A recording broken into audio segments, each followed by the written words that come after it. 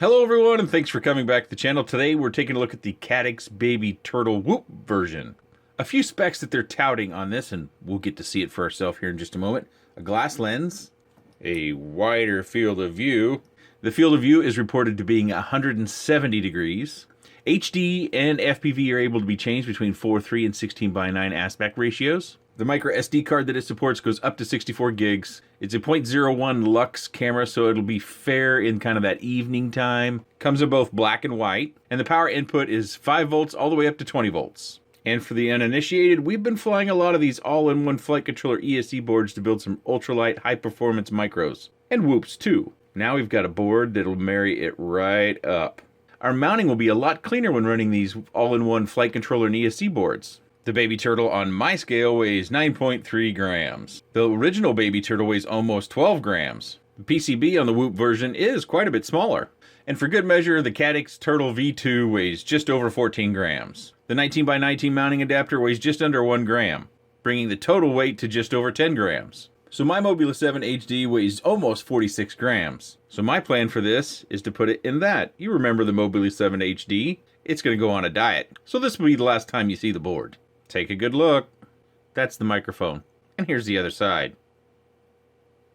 Of course, in the box you get a wiring harness, a camera control board, screws for mounting, an Allen key for those screws, and now Caddx is including an SD card retention clip. And now the Mobula HD weighs just under 44.5 grams. This is the section of the footage where I test the light handling of the camera by placing the cloth directly over the lens, and then I pull the cloth off. We do that a few times. And then I block the sunlight from the lens by having the cloth a foot or so out from the lens. And we do that. And then I also take it from the sunlight down into the garage. This also allows you to see the red. Red seems to be something that is very difficult for some of these cameras to render appropriately. So you get to see that red cooler that we've seen time and time again. That red cooler doesn't seem to move much in the garage. So this is the same test, although I'm showing you the HD recording of that test. In the last time I did a camera that was testing with both FPV and HD, it was noted by a few people that they did want to see this sort of test as well. So I think it's a good thing to include, and I've done it here now.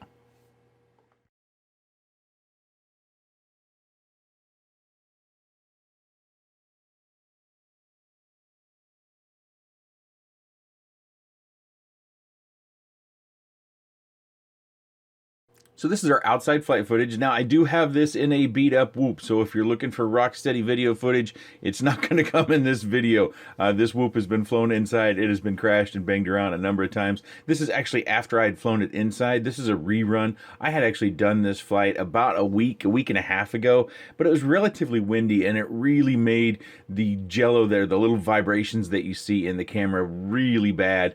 So I got lucky and I caught a nice calm day in the morning, and so I went out for a fly. You can still see some jello. It's going to be challenging to have a Whoop with rock steady video footage. Of course, an ND filter would help this, probably help it quite a bit in this particular case, because it doesn't seem to be too dramatic. Fresh props is another thing that will help quite a bit. And in general, just a frame and canopy that hasn't been beat up like mine has. This has probably been on, boy, 100 flights. Yeah, I do bounce off the ground. But it's been on probably 100 flights inside, which means all sorts of crashing into all the house furniture. I couldn't say how many flights outside.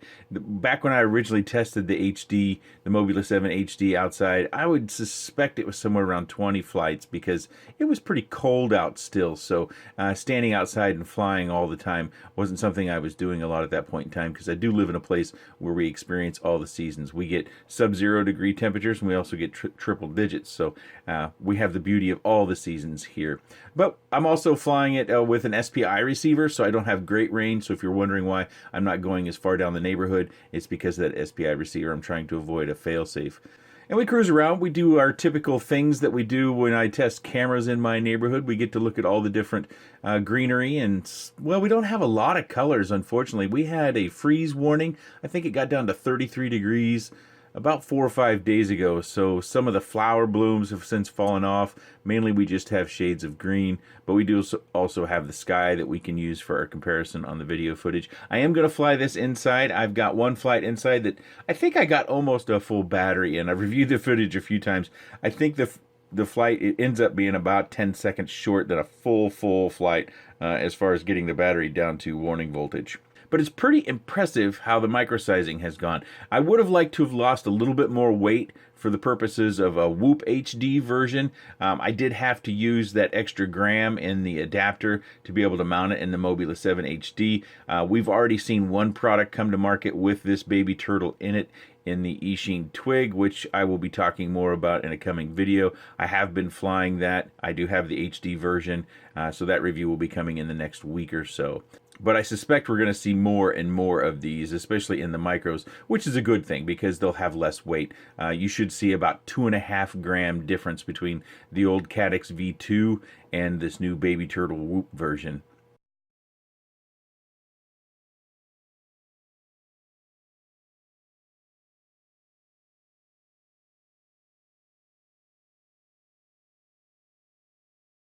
So that's a pretty good amount of flight that we can look at there. Let's go ahead and get to that indoor flight, which should be pretty fun. This is the aforementioned indoor flight footage. I thought this would be handy to do, one, because it's made for a whoop, so we fly whoops inside. Many people fly them outside as well, but this gives you an idea of what it looks like. You can go back to my Mobula7 HD if you want to do a comparison with the Caddx Turtle V2 in my environment. I don't notice much of the weight. I didn't spend a lot of time trying to pull off an awesome flight or anything like that. I took it for about 5 or 6, maybe 8, 10 flights around the house just to get one that was relatively lengthy and relatively smooth. Just for fun, just for enjoyment. It's something I do. I don't oftentimes do these things for camera reviews. This is kind of the first Whoop version I've had. I know that there are other versions that are in the same category, either on the market now or coming to market. So I wanted to do this. I thought it was fun. I always like to have a little enjoyment in my videos. It's not necessarily all about testing and being serious with the review. Matter of fact, Robert Thompson just the other night was reminding me that I used to do just flight videos that were just kind of one-offs and not so much just reviews. And so he is kind of trying to guilt me into doing some things like that. We'll see. One of the things I thought about sharing, and let me know if you're interested. I've been part of the iGal competition, and I have gone, I think it was 11 weeks, maybe it was only 10, but I'm going to be out of the competition pretty soon. The freestyle exam they have coming up looks to be pretty challenging from an environmental standpoint of having the ability to do the tricks around all the objects you need, and then it's just a matter of time and practice for me. But if you're interested in me sharing that experience with you, I can show you the videos that I have for iGal. I bonked into the door. That's the end of our flight. We get a little steady picture of the floor there. So I think the form factor is going to be very handy, especially for us in the micros, in this new age of micros, where we're using a lot of these new line boards that we mount kind of that diamond shape on our quads. This will be coming up. I'm actually doing a build video for this as well. So this will make mounting a lot cleaner and easier. I think we won't have to worry about adapters. We can use our traditional nylon standoffs, things of that nature. They do have the retention clip, which you can see down in there. I did not mount mine. So that's something to keep in mind, is I did not use that retention clip, which is probably going to add maybe 0.2 grams, maybe. I'm just guessing there. I didn't actually weigh it. But what do you think? What do you think of the footage that you've seen? What do you think of the form factor? And the last thing is, what do you think of the price? The price seems to be coming in the mid $50 range. And this is your opportunity to kind of set the market. I know we always want things to be less expensive, but if we're reasonable compared to other HD offerings, what do you think? Is mid-50s, $56, $57, is that about right? Does it need to be less? Would you even pay a few dollars more?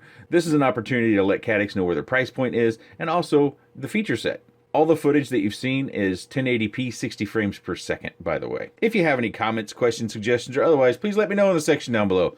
I appreciate your time, and thanks for watching.